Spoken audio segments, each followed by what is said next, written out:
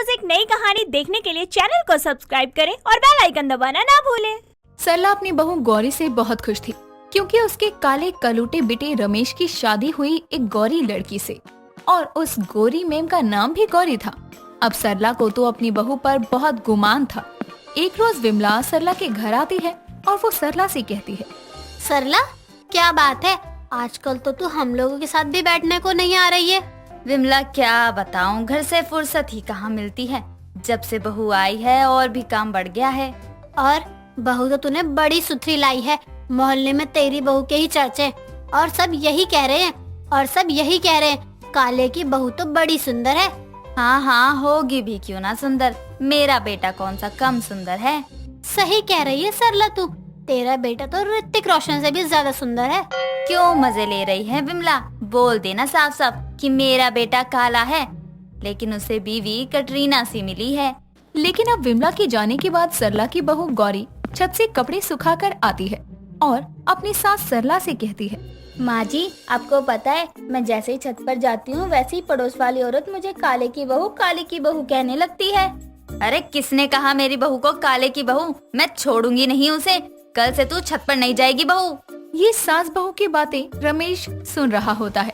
तभी वो अपनी पत्नी गौरी से कहता है, मन बता तन कौन कहे, बहू काले की, मैं खार तार लूं साले की। जी आप तो बड़े रोमांटिक हैं, आपने मेरे लिए ये गाना गाया। अरे मैं तो मजाक में गा रहा था, यहाँ के लोग ना ऐसे ही है। ना जाने मेरी तो किस्मत ही फूट गई, लोग मुझे काले की बहू कहते हैं, लेकिन इस आदमी को उसमें भी मजा आता है। अब देर शाम सरला अपनी नई बहू को लेकर मार्केट के लिए निकलती है तो हर कोई सरला की बहू को देखने लगता है क्योंकि वो थी ही इतनी सुंदर कि तभी दो औरतें सरला की बहू को देखकर बातें बनाने लगती हैं और कहती हैं, अरे देख यही है काले की बहू, खुद तो कोयला है लेकिन लड़की हीरा लाया है, हीरा। अरे इस हीरे में ही कोई कमी होगी, तभी तो उस काले कलूटे से शादी कर ली, वरना इसे तो काली लड़की भी नहीं मिलती। बात तो तूने एकदम पते की है, कमी जरूर इसमें ही होगी। सरला उन औरतों को तो कुछ नहीं कहती, लेकिन वो अपने मन में सोचती है, इन औरतों ने जहर तो उगला है, लेकिन बात तो एकदम पते की है, कहीं इसमें कोई कमी तो नहीं। जो इसके माँ बाप ने मेरे बेटे से अपनी इतनी परी जैसी बेटी ब्याह दी। सरला ये सोच ही रही थी कि तभी सरला की बहू गौरी अपनी सास से कहती है, माँ जी आपने उन लोगों को कोई जवाब क्यों नहीं दिया, क्यों नहीं कहा कि ये मेरे बेटे की किस्मत थी। बहू देखा जाए तो उन औरतों ने जाने अनजाने में ही सही, लेकिन बात एकदम पते की है कि कोई कमी तो होगी तुझमें, जो तूने मेरे काले कलूटे बेटे को अपना लिया, वो भी बड़ी आसानी से। तो माँ जी अब आप मुझ पर शक कर रही हो, मुझ में ही कोई कमी है जो मैंने आपके बेटे से शादी कर ली। हाँ बहू अब तो मुझे भी शक हो रहा है, कहीं तू पहले से शादीशुदा तो नहीं या कोई और बात है। माँ जी किसी बाहर की औरत की बातों को सच मानकर आप अपनी बहू पर इल्जाम लगा रही हैं, ये सही तो बिल्कुल नहीं है। आज ही मैं मायके चली जाऊंगी, मुझे नहीं रहना यहाँ। अब कुछ समय बाद सरला और सरला की बहू गौरी घर आते हैं और गौरी गुस्से में अपने कमरे में चली जाती है। ये देखकर रमेश अपनी माँ से कहता है, माँ क्या हुआ, गौरी को किसी ने कुछ कहा क्या, वो गुस्से में क्यों है? क्या बताऊं, दो औरतों की बातें सुनकर तेरी बीवी से कुछ सवाल क्या किए, वो तो मुझसे ही लड़ पड़ी और कहने लगी कि मैं घर छोड़ कर चली जाऊंगी। माँ आप भी ना बिना सोचे समझे कुछ भी कह देती हो, देखो तो नाराज कर दिया आपने बेचारी को। अब रमेश गौरी को आवाज लगाते हुए उसके कमरे में पहुंच जाता है और अपनी पत्नी से कहता है, गौरी माँ है वो, उनकी बातों का क्या बुरा मानना। तो वहीं इधर सरला कहती है, जोरू का गुलाम चला बीवी को मनाने, मुझे तो सच में इसमें अब भी कुछ गड़बड़ लग रही है। अब सरला को तो शक हो ही गया था, लेकिन अब ये शक सही भी था और बस सरला के मन में वहम बैठ गया था। लेकिन अब अगले ही दिन विमला अपने दरवाजे पर बैठी होती है, तभी एक आदमी विमला के पास आता है और वो पूछता है, जी सुनिए, गौरी का घर कहाँ है, जरा आप बता देंगी? गौरी तो यहाँ कोई नहीं है, आसपास घर का कोई एड्रेस नहीं है। गौरी की भी अभी नई नई शादी हुई है, उनका पता तो नहीं है मेरे पास। गौरी की नई नई शादी हुई है, यानी अभी तो सरला की बहू ब्याह कर आई है, कहीं ये उसकी बातें तो नहीं कर रहा है। जी हाँ, वो बहू ही हुई, आप जानती है तो बता दे, मुझे उनसे काम है। पहले ये बताओ आप उनकी क्या लगते हैं? जी मैं उनका पति, मतलब उनके पति से मिलने आया हूँ। कुछ तो गड़बड़ है, सरला को बताना पड़ेगा। पहले से सरला के घर तो ले चलूं। इतना कहने के बाद विमला सरला के घर ले जाती है और सरला को आवाज लगाकर बुलाती है और सरला के आने पर कहती है, सरला, ये तेरी बहू से मिलने आए हैं। ना जाने क्या काम है इन्हें तेरी बहू से। जी क्या काम है आपको मेरी बहू से? और आप गौरी के कौन लगते हैं? जी मैं उनका। इतना वो आदमी बोल ही रहा था कि तब तक गौरी उस आदमी का हाथ पकड़ कर कहती है, ये तो मेरा भाई है। माँ जी ये भी पागल है, बिना बताए ही चला आया। इतना कहकर वो उसे अंदर ले जाती है। जिसके बाद सरला कहती है, ये इसका भाई है? शादी में तो कहीं नजर नहीं आया, ना ही ये किसी शादी की फोटो में है। सरला, ये ना जाने कौन है। पहले तो इसने कहा कि तेरी बहू का पति है, फिर इसने बातें घुमा दी। चल चल चल कर इसकी बातें सुनते हैं, जरूर कोई तो गड़बड़ है।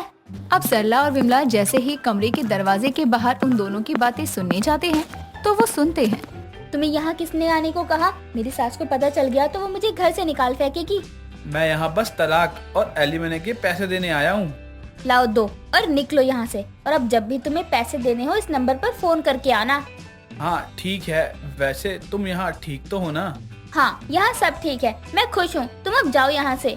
अब जैसे ही गौरी दरवाजा खोलती है वैसे ही विमला और सरला गेट पर ही खड़ी होती है और विमला गौरी को देखकर कहती है, बहू तेरा भाई है तो तुझे गेट बंद करके बातें करने की क्या जरूरत पड़ गई? भैया थोड़े ही है, ये तो सैया हैं मेरी बहू के, वो भी पहले वाले। माँ जी आप क्या कह रही हैं? ये मेरे दूर के भैया हैं। अरे तो ऐसे लेकर जाएगी इसे कमरे में और कमरे का दरवाजा लगाएगी जैसे सैया के आने पर किया जाता है। चल अब तू ही बता दे, ये तेरी बहन है या जोरू? जी देखिए, मुझे नहीं पता कि इनकी शादी क्या बताकर की गई है, लेकिन मैं इनका पहला पति हूँ और हमारा तलाक हो चुका है, जिसका पैसे देने में यहाँ तक आया हूँ। सच्चाई की मूर्ति, इसलिए तो तलाक दिया था। हर जगह अच्छा ही बनना है इसे। क्यों बहू, खुल गई ना तेरी पोल सबके सामने। भगवान के घर देर है, अंधेर तो बिल्कुल नहीं। ये बातें चल ही रही थी तभी रमेश भी आ जाता है और रमेश को देखकर विमला कहती है, आओ आओ बेटा, तुम्हारी पत्नी के काले कारनामों का हिसाब हो रहा है। किसका हिसाब और कैसा हिसाब? तेरी बीवी पहले से शादीशुदा है और डिवोर्सी भी, और ये आदमी इससे मिलने आया था जो कि इसका पहला पति है। माँ, विमला आंटी, क्या ये मजाक है? और गौरी तुम चुप क्यों बैठी हो? बोलो ना कि ये सच नहीं है। ये क्या बोलेगी? इसे इसके साथ ही घर से बाहर निकाल, तभी तो मैं कहूँ इसमें जरूर कोई कमी होगी। और पता लगा तो ये तो पूरी की पूरी ही कमी निकली। और इस इंसिडेंट के बाद गौरी को रमेश के साथ ही घर से निकाल दिया जाता है और काले पति की गौरी बीवी का राज सबके सामने आ जाता है।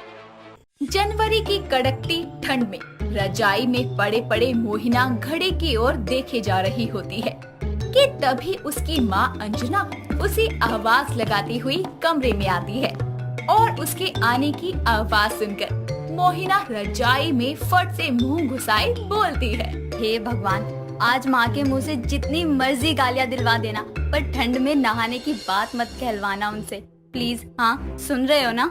भगवान सुने ना सुने, पर तेरी माँ ने सब कुछ सुन लिया है, इसलिए रजाई से बाहर निकल और सीधा बाथरूम की तरफ प्रस्थान कर।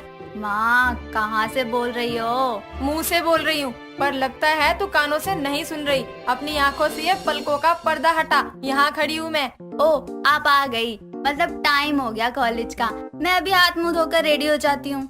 उसके लिए भी पानी वेस्ट करने की क्या जरूरत है? परफ्यूम छिड़क लियो ना बेटी। लगता है भगवान ने मेरी सुन ली। हाँ ये भी सही है, चलो फिर सीधा कपड़े ही चेंज कर लेती हूँ। उसके इतना बोलते ही अंजना जोर से मोहिना के कान मरोड़ते हुए उसे बाथरूम में लेकर जाती है और बंद करते हुए बोलती है, अब चुपचाप नहाकर ही बाहर निकलियो। पिछले 3 दिन से मुँह हाथ धोकर ही कॉलेज निकल जाया करती है। अरे माँ, मैं तो 3 दिन से नहीं नहाई। लोग तो हफ्ते 2 हफ्ते तक नहीं नहाते, वो भी तो बिना नहाए काट रहे हैं ना जिंदगी। हाँ तू भी तो उन्हीं की राह अपना रही है। प्रवचन मत सुना और नहा ले, वरना मेरी गालियाँ सुनेगी तू। हे माते, अपनी मासूम औलाद पर इस कड़कती ठंड में ऐसा जुल्म मत करो। हे माते। माते की लाते नहीं खानी हो तो नहा कर ही बाहर आई हो, समझी? इतना कहकर अंजना वहाँ से चली जाती है।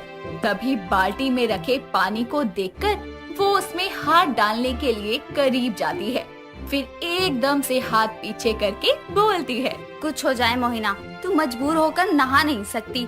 आज भी मुँह हाथ धोकर ही काम चलाऊंगी, चाहे जो हो जाए। कुछ देर बाद कमरे से कपकपाती हुई मोहिना बाहर आती है और उसे ऐसे देखकर उसका भाई नंदू बोलता है। तो माँ ने आज तुझे नहला ही दिया। नहला दिया कह रहा है तू? पूरे 3 दिन पर नहाई है। पता नहीं ना नहाने की गंदी आदत कहाँ से पाल ली इस लड़की ने। बस करो माँ, अब मेरे नहाने से आपके कलेजे को ठंडक मिल गई हो तो मुझे गर्मा गर्म कॉफी देने का कष्ट कर लो। हाँ माँ, जल्दी दे दो, वरना नहाने के कारण ये कांपते कांपते कहीं यहीं ना जम जाए। अब ये बेचारी क्या जाने कि मैं नहाई नहीं, बस मुंह हाथ धोकर कपकपाती बाहर आ गई। तभी तीनों नाश्ता करने लगते हैं।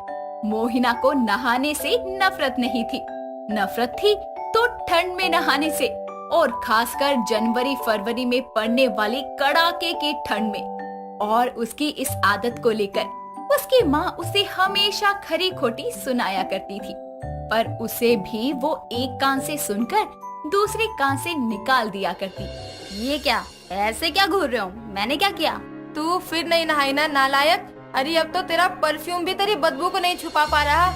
ओ बहन, तुझे गर्म पानी से नहाने में भी मौत आती है क्या? एक तो तू मंदिर में आती कम है, लेकिन जब आती है तो नहा कर आया कर। हाय हाय, पूरे मंदिर में अजीब सी बदबू फैल गई। जा पापन, अब तो नहा ले। और आज अगर तू फिर हाथ मुंह धोकर आई ना तो तेरी खैर नहीं, बता रही हूँ। अंजना के इतना चिल्लाने पर शाम के समय ही मोहिना जाकर गर्म पानी से नहाकर रजाई में दुबक कर बैठ जाती है।